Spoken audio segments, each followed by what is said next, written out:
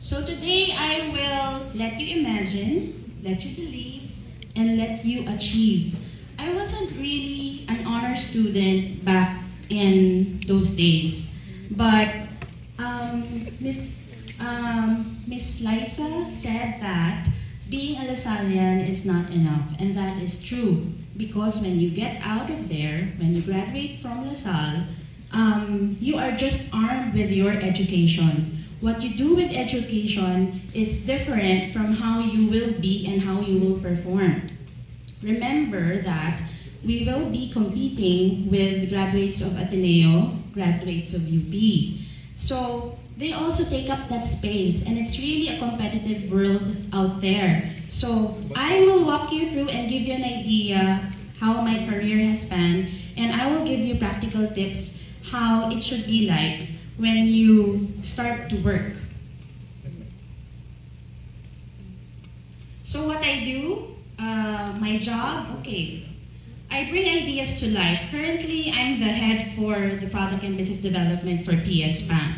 It sounds really so up there, but every day it's really, it's a lot of work to run a bank and to manage the different products and services. It's very challenging.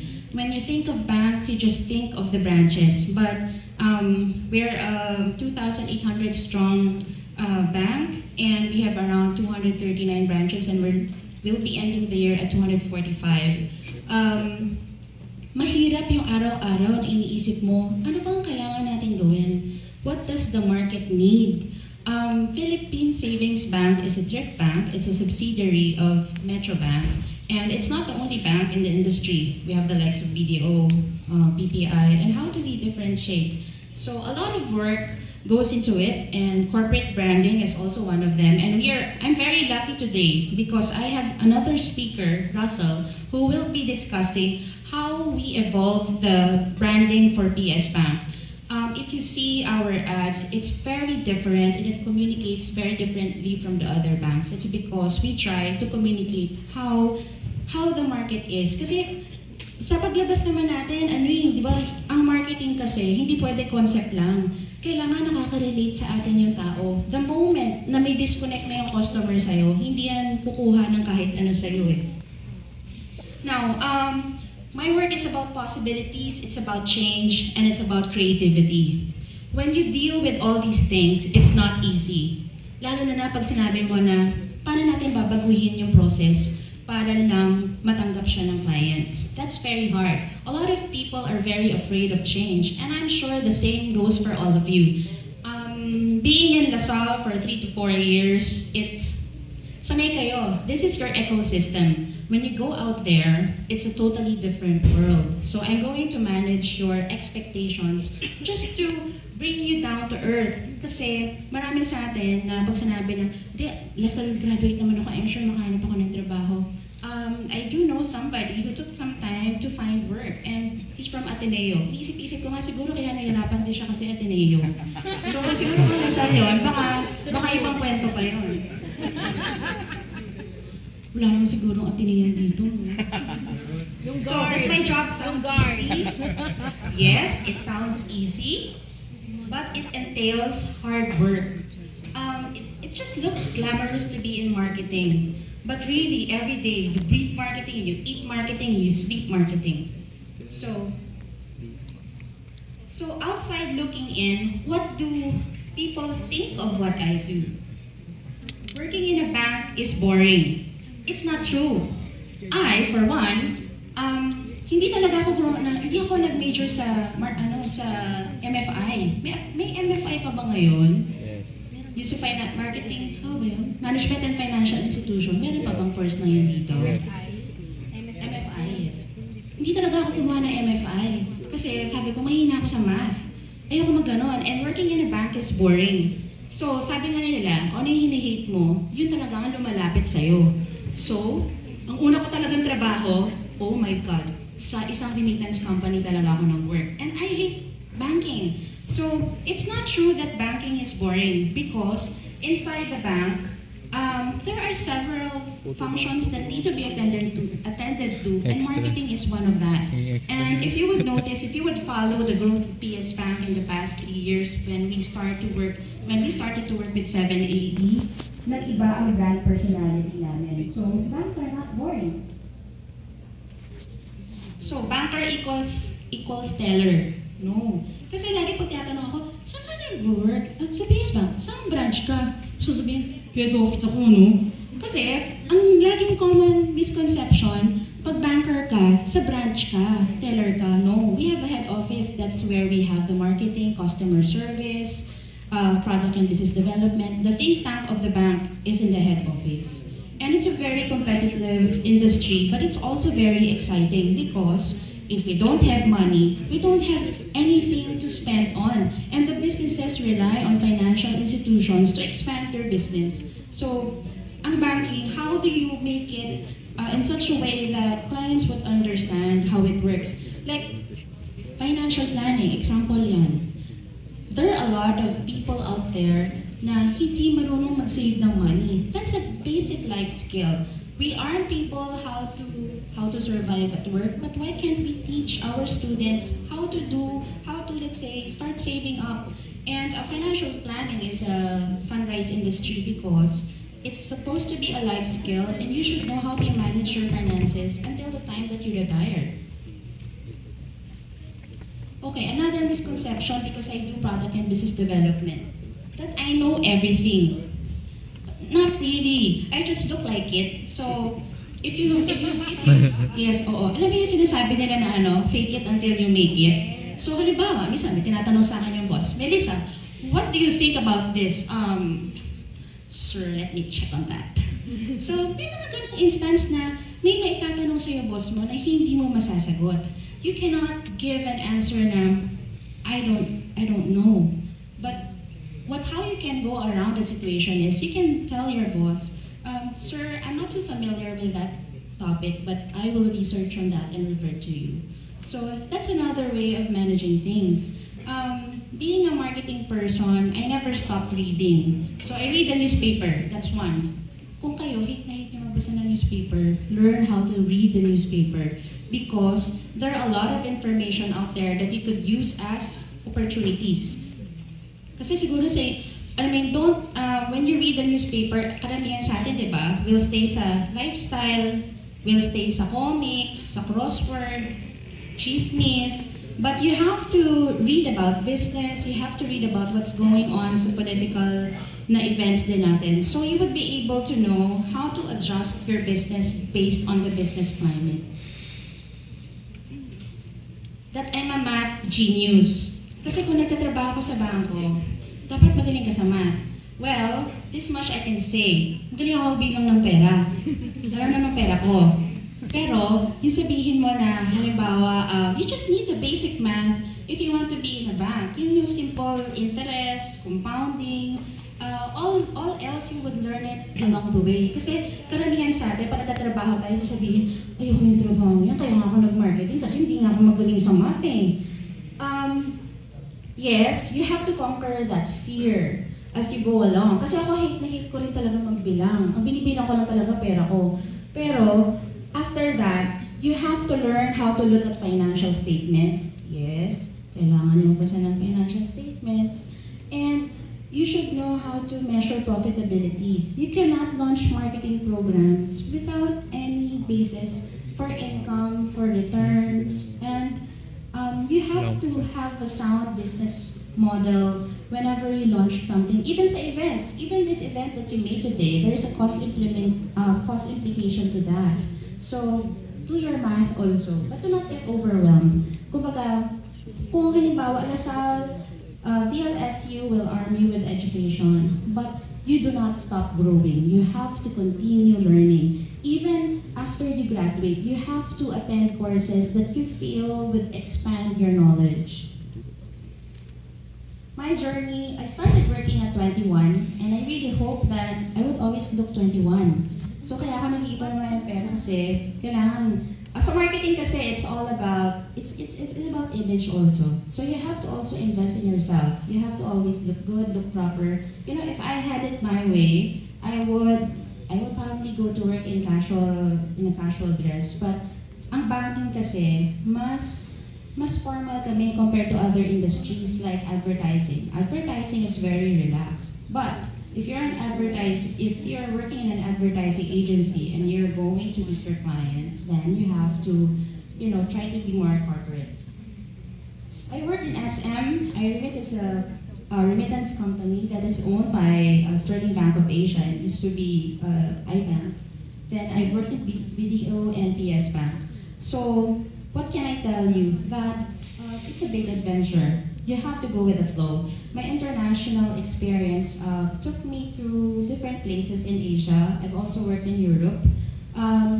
I started working abroad at 24. So international marketing is very different from how we do things here because you have to talk about culture and you have to adjust yourself as a marketing practitioner as well. I've worked with the OFW community for 7 years and it's a very challenging industry, but it's also very exciting because of the perks. I've worked in advertising, sales and marketing, and business development. So when you graduate, don't just say, hindi, gusto ko sa advertising lang ako. If there are good opportunities out there for you, for other aspects of marketing, go for it.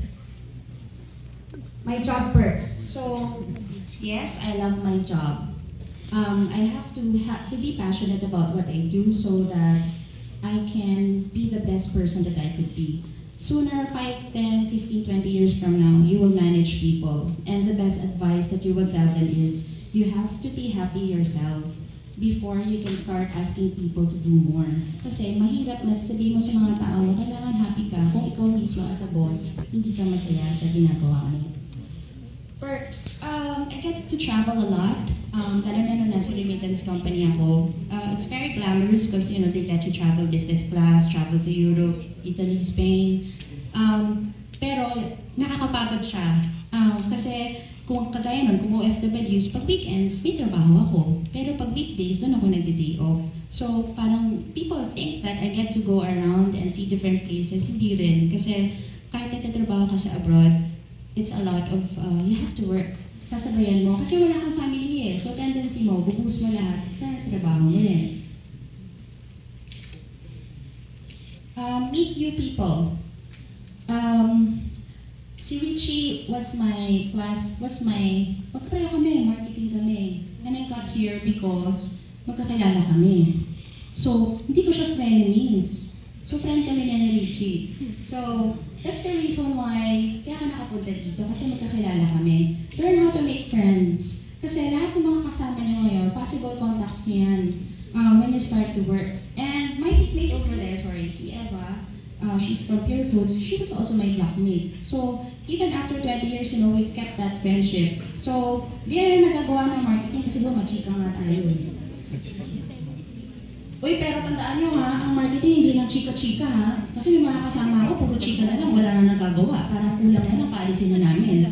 So kailangan, isa-substantiate nyo rin yung chika nyo and concepts nyo sa trabaho. Kasi ang common sinasabi nila, ito mga marketing, magaling sa mga concept, pero pagdating ng implementation, mahina. Work on implementation. Because successful projects is measured by how good you implement. Learn to reinvent yourself. Like what I said, kailangan lagi kayo nag-aaral, hindi natatapos yan. And financial rewards. Kasi, of course, as you go up the corporate ladder, they pay you more. But don't expect that once you graduate, that they would pay you a lot because you're from LaSalle. No. Nagsimula din talaga ako from the bottom when I graduated. Now, to be good at what I do, what are the requirements? I should be a good communicator. In all forms. Writing, spoken, lahat. So kailangan alam nyo kung ano kayo at anong gusto nyo sabihin. You have to be very thorough. The devil is in the details. Lalo na, di ba may events class dito? Kailangan, di ba pag meron kayong pinuput together na event, kailangan may checklist kayo. So kailangan ganoon din pag nagpa-project management kayo. When you do your work, you have to be very detailed and OC. Kaya ako proud na proud ako sa pagiging OC ko. So hindi ko alam kung, pero nakakapagod din syempre kasi may pagka-perfectionist ka. And number 3, you have to be very patient and open to change. Remember that Your success doesn't come instantly. You build it. You build your career decades in many, many years. Reality bites. How do you survive the corporate world? You have to know who you are and what you want. Don't panic. Kasi hindi naman pag-graduate mo ng Lasal, alam mo na kung ano gusto mong gawin eh. But you should know what you stand for, what your values are, even how you present yourself in social media. I have to say this because I see a lot of young people who are very when you post something, you have to be mindful who will be able to view your post kasi you are what you post. So remember, when you start working, rule number one, don't ever rant on Facebook or Instagram about your struggles at work or about your boss because it doesn't reflect well on you. Even kung paano ka mag-communicate, it's your brand. Focus. Mastery takes years. A 2-year experience in marketing doesn't make you a genius. So like for example, ako nag-remittance ako, I felt it took me 5 years to get there. So even up to now, hindi ko rin talaga din alam. But I continue to learn different things and I look for a mentor. And when I find a good mentor, I work with that person. And lastly, take note, the road to success is winding. It's not instant. So you build, and build. So be patient. Kasi di ba sanay tayong lahat instant eh. So when you go out there, you may not find the work that you really want, pero kung nakita mo that it would give you an inroad, then go for it. You may not land the job that you want pag-graduate mo, pero isipin mo, will this bring me to my objective or my target job? And if the answer is yes, then go for that. Lastly, I'd like to tell you that you have to seize opportunities when you see one. And you should know when a good thing is coming because you might make a mistake of wanting to change everything just because you are tired of what you do. But sometimes, baka kailangan mo lang din talaga is a breather. So as marketing people, we're very resilient. And regardless of where we are, whether we are here locally or overseas or wherever your job takes you, you have to know and appreciate all the things that you have. So thank you so much. And this concludes my 30-minute presentation.